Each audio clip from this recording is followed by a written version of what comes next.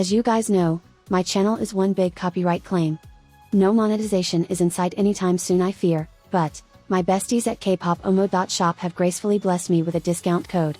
From K-pop albums to light sticks, merchandise and even magazines, they have everything your heart desires. Use the link in my description, or use code NCTITTY to get 10% off your entire order. Yes, the entire order, my friends.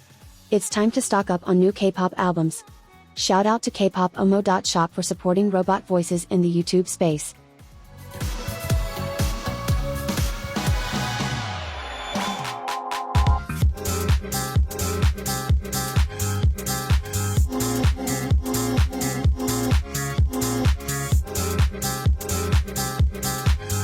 Hey guys!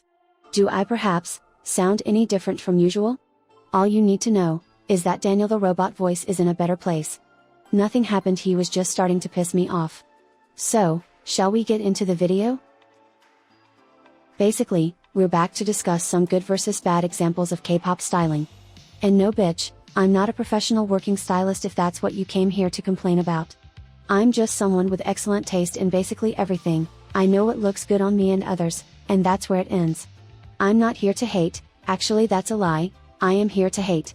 But the hate is directed towards the styling choices. The idols themselves have little say in what they're going to wear to scheduled events. But most importantly, I make these videos to praise good styling, because that's way more fun. Okay, I'm done with the housekeeping, let's get into it. You know the drill, good styling first, bad styling last. If you have something to say, my comment section is open to everyone. First, just like last time, I want to start the video off with something that annoys me in K-pop regarding fashion in general. My last victim was Celine, and today it's going to be Chanel and Miss Jennie Kim from Blackpink, soon to disband I guess. I'm kidding, but if I don't see a teaser picture of a new song dropping in the next 28 business days, I might lose it. They can't keep going to Paris, can they? How many fashion shows can you attend, before your feed turns into one big advertisement? Anyways, back to Jennie and the relationship she has been building with the fashion house Chanel. Iconic? Yes. It was, once upon a time. And now it's just a nuisance, it's an eyesore, and it's holding Jennie back in terms of delivering interesting looks that would make her stand out from the rest. Example A, Kristen Stewart. Every time I see her on the red carpet, or any fashion event, she's forced to dress in boring Chanel, to the point that I associate the name Kristen Stewart with bland and uninteresting. It doesn't give much at all, and I fear this will be the route Jennie will also end up taking. Don't get me wrong, can Chanel be good? Obviously, it can. Otherwise it wouldn't be one of the most famous brands to ever exist. But the Chanel today is not the same, and unless someone way cooler and more imaginative takes over creative control, we'll have to see Jennie become a mediocre dressed woman. Ugh, my worst nightmare. She's way too pretty for that. So instead, why don't we ditch boring old Chanel for any of these brands? Now that that's done, let's get into the good and bad styling of some specific K-pop groups. In my last video I talked about good styling eras first before diving into the worst ones I could remember. Today I decided that I will do the same, but instead of doing multiple groups, I will pick out one for a great example and one for a very bad example. Spoiler alert, BTS will be in one of those categories. Guess which one? Anyways, at the very end of this video I thought it would be fun to discuss some of the styling eras you guys think are very bad and ugly. A lot of which I disagree with, by the way, but we will get into that lol. So, shall we get started? Obviously I have to talk about the boys and their best styling era to date. Nothing comes close, maybe Breaking Dawn, maybe Thrill Ride, but the Steeler remains at the top. The best among the newer K-pop groups even. Controversial, I know, arguably these outfits might seem rather basic to you, but it's the consistency and cohesion, from their music video up until the very last promotion day, that impresses me more. The outfits have been great in terms of not only making sense for the concept, but also fitting exceptionally well, as in, I don't see weird creases, everything is snatched. Most importantly, whenever I catch the little details in their outfits I'm like, wow, they get it. They always put that little extra into the look and I scream enjoy every time. There's not enough time to talk about their other eras, but here's a little taste. A few random pics of my favorite looks so far.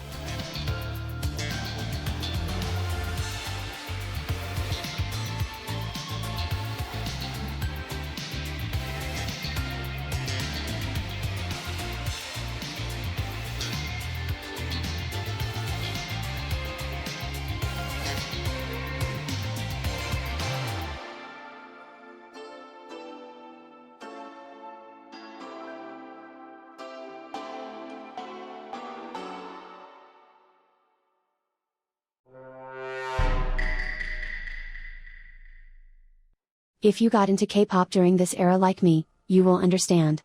It was a different time and every K-pop boy decided that there simply was nothing else on planet Earth to wear except a snapback. If it has some ugly font slapped on it, even better. This was the look back then and we all ate it up. Yeah, even me. It was the Jimin effect, I am 87% sure of that. He made everything look good with his thick black eyeliner. I really thought wow, fashion king every picture I saw of him. Honestly, if we had at least a little bit of variety, a little bit of something that isn't Pyrex shorts and a snapback, I would have been a lot more okay with it. But this was way too much, literally on every K-pop boy ever, they all dressed the exact same and looking back I was in hell. But the music was fun, so I will forgive them. I have decided that I cannot move on before analyzing these two fits.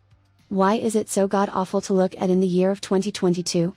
It's not the color palette, let that be clear. Black works exceptionally well with gold jewelry. What makes this era of K-pop fashion an eyesore is the overall fit of everything they put them in. The fabric choices, the mesh material they used. Hideous. That weird leather-looking fabric that most definitely wasn't leather. So bad. That's one problem I have with these outfits. The second thing is the fact that it's very much of the time, not at all timeless. That's why we use the term timeless versus trendy. Timeless pieces will look incredible 40, 50, 80 years from now. Whereas trendy pieces will always look very odd even a few years later. Looking at RM and Jimin, it's obvious that these were Versace influenced, which is known to be over the top and gaudy. Doesn't mean it's bad, when done right it can look cool and interesting. But this is definitely a weird version of that and I'm glad we moved past it. No, because, you are right about this. Not even Julian could make it look interesting. If I saw this back in 2015 or 2016 I'd be into it, but not now, not anymore. Give me some variety, maybe switch out the white button up with something less corporate and more Wolfgang Amadeus Mozart. Also, the actual harness is low-key ugly. If we can make the harness cuter, make it wrap around the waist in a new way, change the color to a sand beige, perhaps I could like it again. But until then, let's retire the harness look. I honestly don't have any strong feelings towards it, seems like the typical bright boy group styling to me. Thoughts? Girls, they don't want you wearing these fits. Moving on. Unpopular opinion alert, I've never heard anyone say that actually. I wonder if you dislike the actual clothes and it wasn't your personal taste, or did you think it didn't fit the concept? Because I don't think anyone can deny how perfect the styling was for a song like that. If it wasn't your taste, that's a different conversation. Personally speaking, TXT have not disappointed me yet with the styling ever since Blue Hour. It only went up from there. I especially love the little details they put on their suits or shirts. Not only is it a nice eye-catching detail, but it ties back to their storyline. I love it a lot. Disagree. At least the ones I remember. If there were bad outfits, they don't exist to me. The camo outfits were the best part of the music video, I think. It reminded me a lot of NCT's Cherry Bomb era. In their defense, this was before they had the budget. I applaud the stylist for trying to dress 12 men for multiple live stages and music video shoots. Is it cute? No, but they gave it their all. They knew their Slay era was coming and made sure to save up. And now we will never speak of it again. Julian, you were always hot and well dressed, this wasn't you.